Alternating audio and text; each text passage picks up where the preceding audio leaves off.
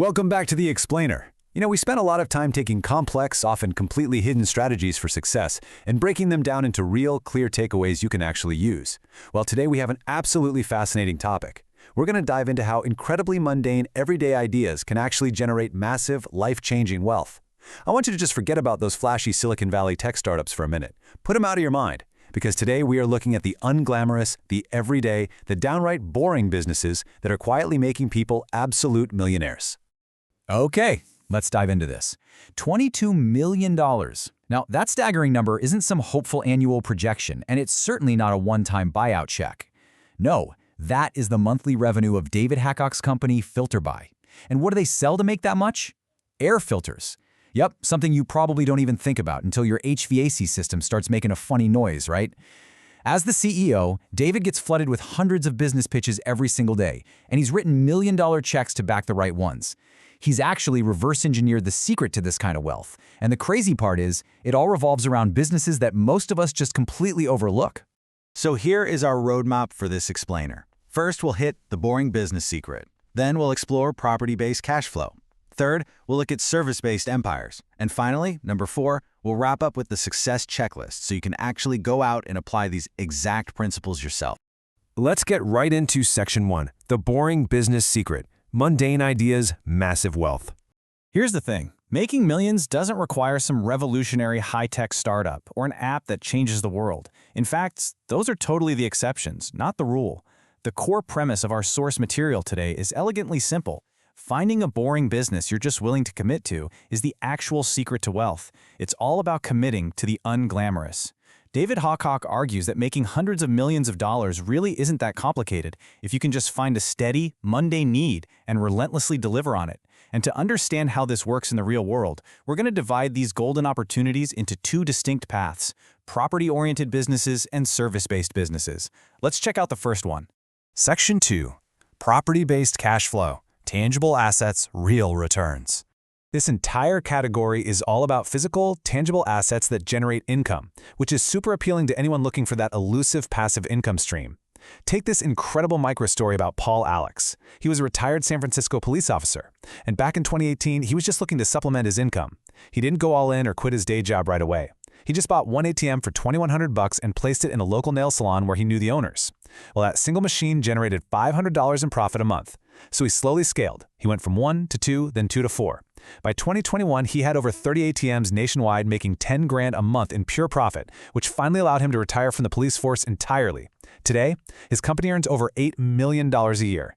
It absolutely proves that you don't need huge capital to start, you just need the right location and a willingness to maintain the machine. Now, let's look at another property business, laundromats. 95.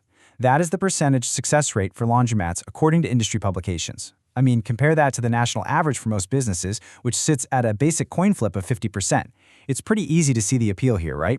On the surface, it's simple. Find a location, put in the machines, people wash their clothes, and you just collect the cash or credit swipes. But remember, if it sounds too good to be true, it often kind of is.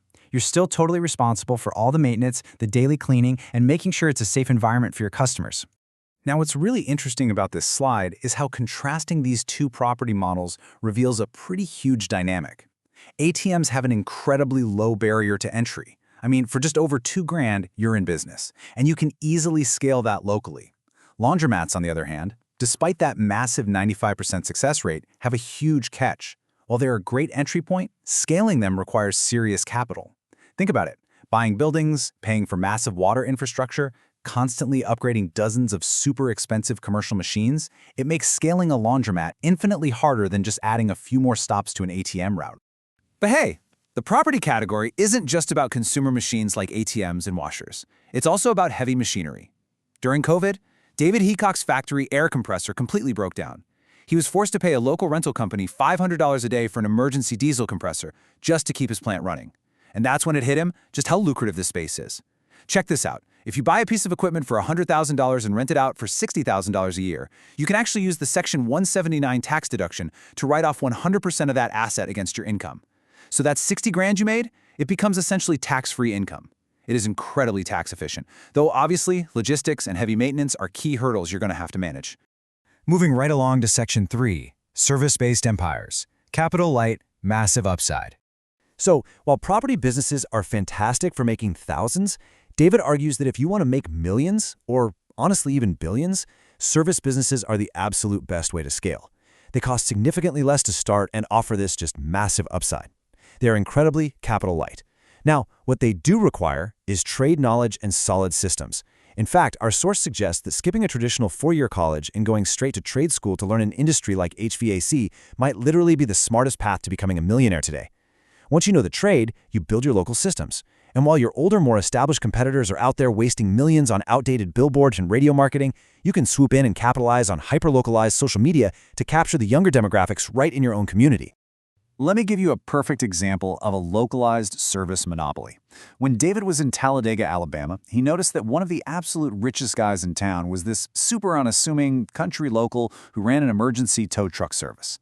But here's the kicker. He didn't just tow your standard Honda Civics. He figured out that the real high-margin money was in towing massive 18-wheelers that broke down on one long, very specific stretch of Interstate 20. He was essentially the only person in the entire area with the heavy equipment to actually do it. Because he targeted this highly specific, essential local need, he could literally name his own price. Start with one truck, master one tiny area, and scale from there. And if you're wondering how big a boring service can actually get, let's look at Patrick Dovigi's company, Green for Life, or GFL. It's a waste management company, literally just picking up trash. In 2007, he was managing a few small companies in Ontario. He studied the market, found an unexploited angle, and just aggressively started acquiring competitors. His massive break hit in 2011 when he won the huge Toronto trash collection contract right out from under the larger players. And today, GFL is a publicly traded multi-billion-dollar empire with over 20,000 employees. He found a massive market because, well, literally everyone needs their trash picked up, and built an $80 billion boring business. All right, bringing us to Section 4, the Success Checklist, the three-step playbook. So how do we actually put all this theory into practice? Here is the framework, plain and simple. Step 1, keep your costs low. Step 2, validate early to keep your risk at zero. And Step 3, stay local to perfect your systems. Let's break down exactly how these three rules look out there in the real world. Starting with Step 1. The first rule to running a boring business has absolutely nothing to do with how much you make and everything to do with how much you spend. Take John's window cleaning. John started with literally a squeegee, a bucket, and some soap to clean windows for a local bank. That's it. He kept his costs practically at zero while he learned all the painful lessons of the job. But because he started so lean, today he runs a business generating $10 million in revenue. And this brilliantly illustrates the point. He maintains a stunning 40% net profit margin. That means he is clearing $4 million a year in pure profit just from cleaning windows. Step 2 is all about validating fast. A lot of people think you have to spend months and thousands of dollars just to get that first sale. You really don't. You can validate your idea with literally zero risk. Before David built his massive air filter factory, he started out by simply dropshipping filters.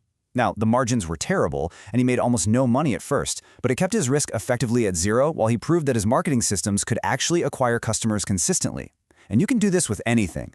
Set up a quick landing page, run some local Google ads, and just see if people actually click to buy your service before you ever drop cash on expensive equipment. Finally, Step 3, stay local. The biggest mistake you can make is trying to expand way too quickly. Let's look at the 1960s Domino's pizza strategy. When they started out, they didn't try to conquer the whole state. They focused incredibly intensely on just one single college town in Michigan.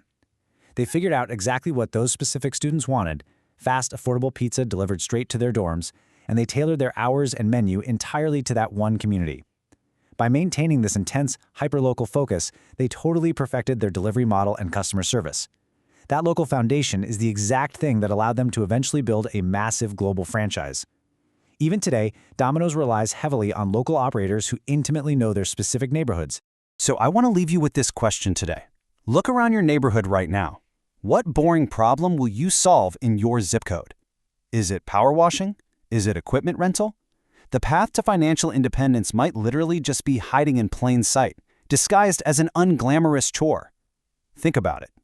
And if you're ready to take that next step, make sure to join us for our next explainer, where we're going to break down exactly how anyone can start making 10 grand a month. I'll see you then.